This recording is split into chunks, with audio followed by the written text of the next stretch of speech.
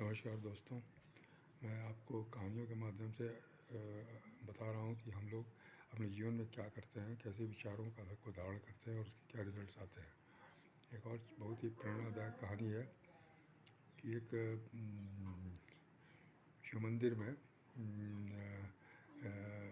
महाशिवरात्रि के पहले पंडित जी ने गांव वालों को बुलाया और कहा कि आप लोग एक एक ये कल एक महाशिवरात्रि का रुद्राभिषेक करना है, तो उसके लिए दूध की आवश्यकता है। तो आप लोग अपने घर से एक एक लोटा दूध एक एक बाल्टी दूध ला करके इस टंकी में डालिएगा और कल सुबह में फिर उसका रुद्राभिषेक करेंगे। सभी गांव वालों के घर में गाय रहती थी, इसलिए वो लोग को दूध की दिक्कत नहीं थी। इसलिए वे लोग बिल्कुल राज़ी हो गए और फिर बोले कि हाँ ठीक है, हम लोग दूध डाल देंगे इसमें। चले गए वो लोग। पंडित जी ने सुबह में जब उसको चेक करना चाहा कि टंकी चेक करें, तो उसमें देखा कि पूरा पानी पानी भरा हुआ है। तो वो देख के बड़े आश्चर्य में पड़े और बड़े गुस्से भी हुए कि ये इसमें मैंने दूध डाला था, दूध कहा था डालने के लिए, उसमें पानी डाला हुआ है।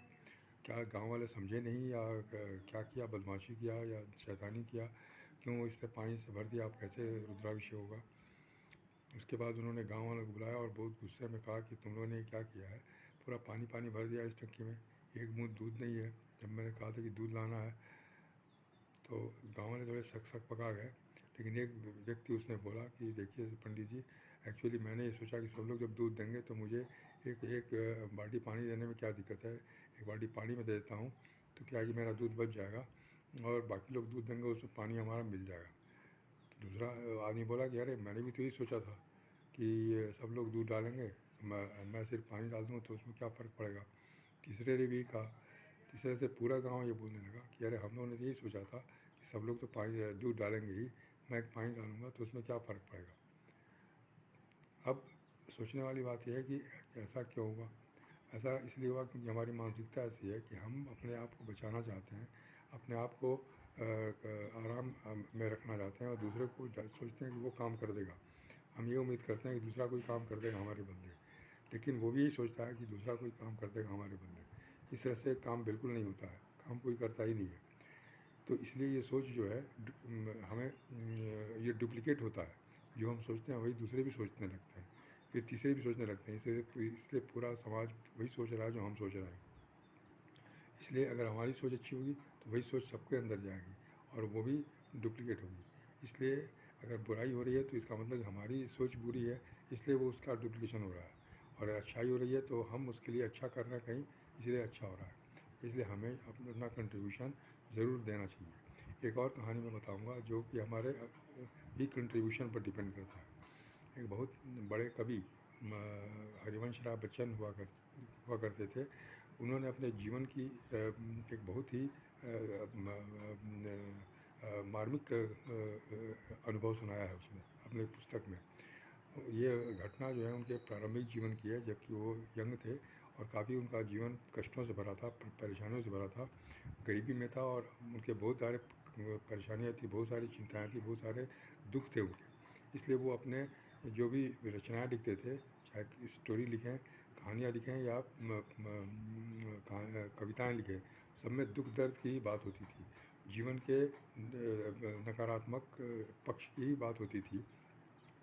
ज़िंदगी के अंधेरे को ही वो हमेशा वहाँ रिप्रेजेंट करते थे, हमेशा वहाँ पर वर्णित करते थे। इसलिए लोग जो है थोड़ा रिलेट करते थे और क्योंकि लोगों के जीवन में भी दुख था, इसलिए लोग उससे प्रभावित होते थे और लोग उनकी तारीफ़ करते थे। एक बार उनको एक कवि सम्मेलन में बुलाया गया एक दूसरे शहर में। वहाँ वो गए, वहाँ पर वो स्टेज से कविता पाठ करने लगे। जब वो कविता पाठ कर रहे थे उसी समय उनकी नज़र दर्शकों में सबसे आगे वाली पंक्ति में बैठे एक युवक पर पड़ी, जो काफ़ी तन्मयता से उनकी कविता को सुन रहा था, बहुत ही ध्यान मग्न होकर सुन रहा था। और जितनी देर उन्होंने कविता पाठ की उतनी देर वो ध्यान मग्न होकर के कविता सुन रहा था। उसके ध्यान मग्न होने के कारण उन्होंने वो आकर्षित हुए उस युवक की तरफ और उन्होंने सोचा कि कवि सम्मेलन के बाद मैं इसे बुला के बात करूंगा और इससे जानकारी लूँगा कि ये इतनी तन्मयता से सुन रहा था तो हमारी कविता कैसी लगी। इसलिए वो ऐसा मिलने के लिए सोच रहे थे, लेकिन जब कवि सम्मेलन जैसे ही ख़त्म हुआ, वैसे ही भीड़ भाड़ में वो लड़का चला गया और ये मुलाकात नहीं कर पाए। ये बड़ा अफसोस हुआ कि उसको बुला के पूछना चाहिए था, उससे कम से कम बात करनी चाहिए थी। खैर, जब दूसरे दिन उनके वापसी आने के लिए वो ट्रेन पर चढ़े, रेलवे स्टेशन पर, और ट्रेन चल पड़ी।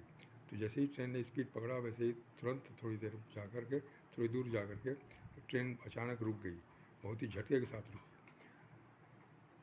उनको पता नहीं चला कि क्या हुआ। अचानक शोर मचा कि अरे कोई एक्सीडेंट हो गया है, कोई इस गाड़ी के सामने आ गया है, और लोग उसकी तरफ, इंजन की तरफ उतर के चलने लगे, जाने लगे। ये भी पीछे पीछे सबके गए। वहाँ जाके इंजन के पास देखा कि रेलवे ट्रैक पर वही एक युवक पड़ा हुआ है जो औंधे मुँह पड़ा है। जब उसको पलटा गया, उसका चेहरा देखा तो देखा कि वही युवक था जो उनके कवि सम्मेलन में पिछली रात बैठा था और ध्यान से सुन रहा था। यह देख के उनको बड़ा झटका लगा, बड़ा ही उनको अफसोस हुआ और बहुत शौक लगा, और लगा कि वो गिर जाएंगे, लेकिन किसी तरह से उन्होंने अपने आप को संभाला, वापस कोच पे आकर बैठे, और उनके मन में बहुत तरह तरह के विचार चलने लगे, तरह तरह की की बातें आने लगी। और उन्होंने सोचा कि आखिर इस लड़के ने सुसाइड क्यों किया। कल रात को इसने हमारे कवि सम्मेलन में अटेंड किया, कविता अटेंड की और कविताओं को सुना, इतना ध्यान से सुना, और सुबह उसने ऐसा काम क्यों किया। तब उनको पता चला कि इसके जीवन में बहुत ही ज़्यादा दुख था पहले से ही, और वो शायद कवि सम्मेलन में आया हो कि वहाँ पर हमें कुछ सहायता मिलेगी, अच्छी बातें सुनने को मिलेंगी, मेरा मन हल्का होगा और मन बहलेगा, या उसकी समस्याओं का समाधान निकलेगा, उसके जीवन का उसको सहारा मिलेगा। लेकिन हमारी दुख भरी कविताओं ने उसके जीवन को और दुखी बना दिया, उसको और बोझिल बना दिया, और इतना बोझिल बना दिया कि वो अपने जीवन का अंत कर दिया उसने। उन्हें बहुत अपराध बोध हुआ, और उनको ऐसा लगा कि शायद हम ही ने उसको मारा है, उस नवयुवक को। इसलिए उन्हें बहुत ही अफसोस हुआ, बहुत ज़्यादा अपने ऊपर पश्चाताप हुआ, और उन्होंने तय किया कि ये गलत काम मैं नहीं करूँगा। अब से मैं अच्छी चीज़ें अपनी कविताओं में दूँगा, जीवन में उत्साह भरूँगा, जीवन में प्रकाश भरूँगा, जीवन में आशाएँ भरूँगा। अब मैं ये निराशा और हताशा की कविताओं को मैं बंद कर रहा हूँ, क्योंकि इससे समाज में इतना बड़ा हादसा हो रहा है। इसलिए उन्होंने अपने तरीके को बदल दिया, अपनी कविताओं को, अपनी रचनाओं को बिल्कुल आशाओं से और उत्साह से और उमंग से भर दिया। कहने का मतलब यह है कि हम अपने जीवन में क्या समाज को दे रहे हैं।